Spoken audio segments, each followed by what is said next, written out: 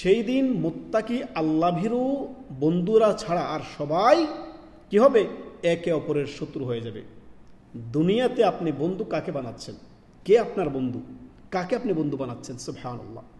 অতএব বন্ধু নির্বাচনে, সঙ্গী নির্বাচনে অত্যন্ত সতর্কতা।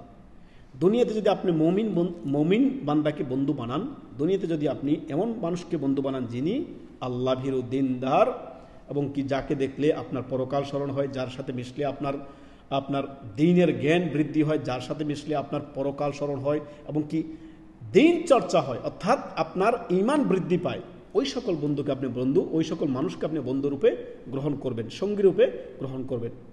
আর যাদেরকে দেখলে আপনার গুনাহের কাজ হয়, যাদের সাথে মিশলে গুনাহের কাজ হয়, অন্যায় কাজ হয়, অশ্লীল কাজ হয়, তাদেরকে আপনি বন্ধু বানাবেন না।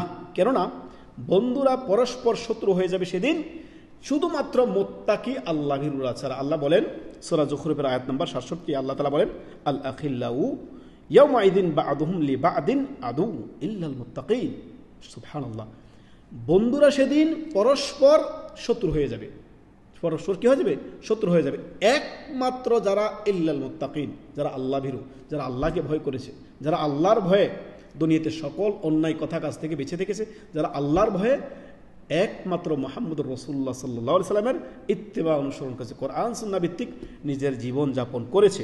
অতএব সতর্ক সাবধান বন্ধু নির্বাচন।